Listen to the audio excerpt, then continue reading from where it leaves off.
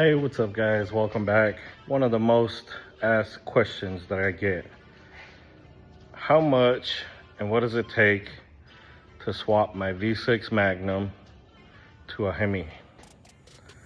So I figured, since I am currently doing a V6 to V8 Magnum to Magnum swap, you know, not a modern Hellcat or a modern 392 swap. This one is just going 05 2.7 Magnum to 06 61 SRT Magnum, basically.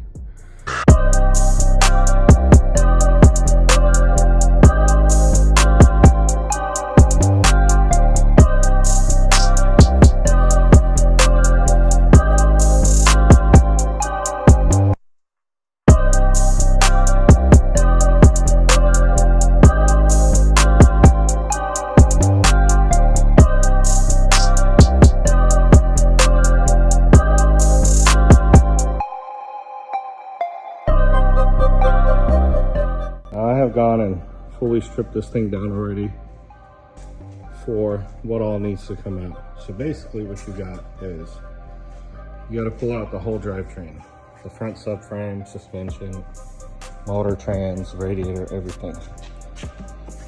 In here, you have to pull the whole interior to swap the body harness, which starts back there at the fuse box and the taillights and whatnot, and goes all along the side of that car over there. Then it goes through the dash to the center console. So you have to pull basically everything out of the car just to get to the harness, just to get the harness swapped out, because yes, V6 body harness and V8 body harness is different. Now, back here, you're gonna see that we have the whole rear subframe pulled. And down there, you can see the gas filler neck, because we pulled out the gas tank as well. We're gonna swap that out. We're gonna swap out the rear end, the exhaust, the drive shaft. Basically, it is a complete swap. This is what it takes to go from V6 to V8 on a Magnum. A little bit more work to do a full Hellcat swap. This one here is going to be a direct plug and play, as far as, you know, the doors plugging in, the lift gate plugging in, the taillights and the headlights plugging in. Everything plugs in and works just the same, but it is still quite a bit of work. It is almost as much work as doing a full Hellcat swap or a 392 swap, minus some of the wiring and some of the custom stuff you need to do to make the modern swap work.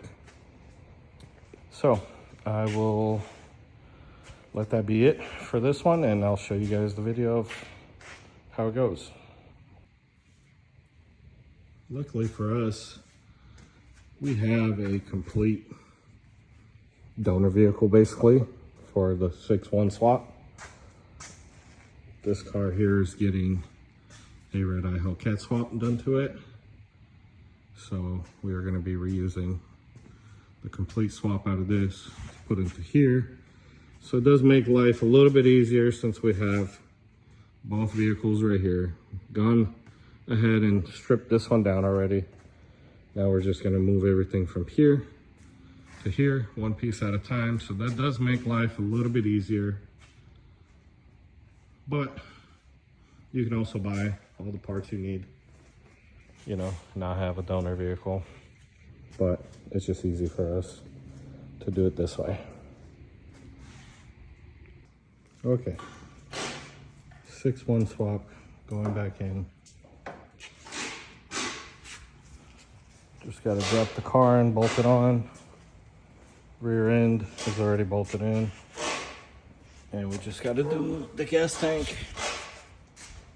It should be all ready to go.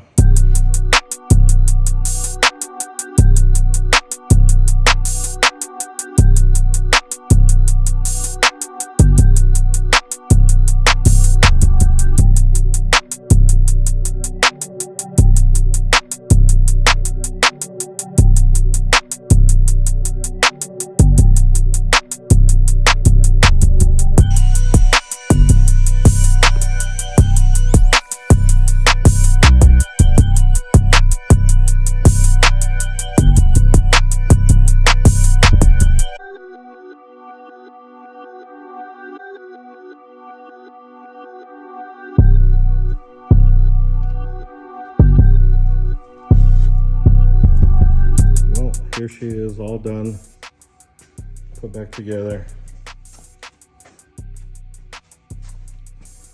I went a little above and beyond on this one. I wanted to make sure that I put all the factory little plastics and all the little brackets and all the everything everywhere like a brand new factory car, you know.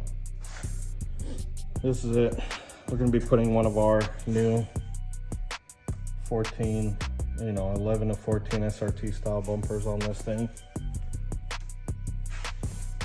It was really mainly the whole purpose of this car was to create this bumper for it and use this car as a display for the new product. Interior's all back in.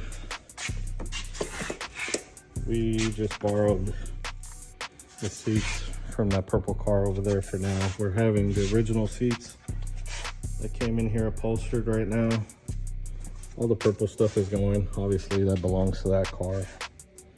I'm gonna paint the stuff for this one color match to this car, but it just put back together for now, all complete. Charging up the battery real quick, but yeah. It's a nice little car. It turned out nice.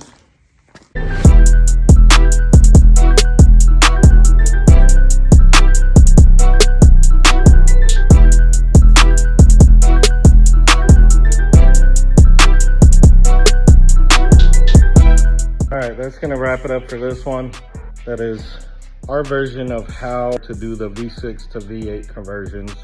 Now, we're not saying that's the only way to do it. This is just, for me, the most reliable way to do it is taking a whole nother car and swapping everything. Yes, you can swap just the engine and computers.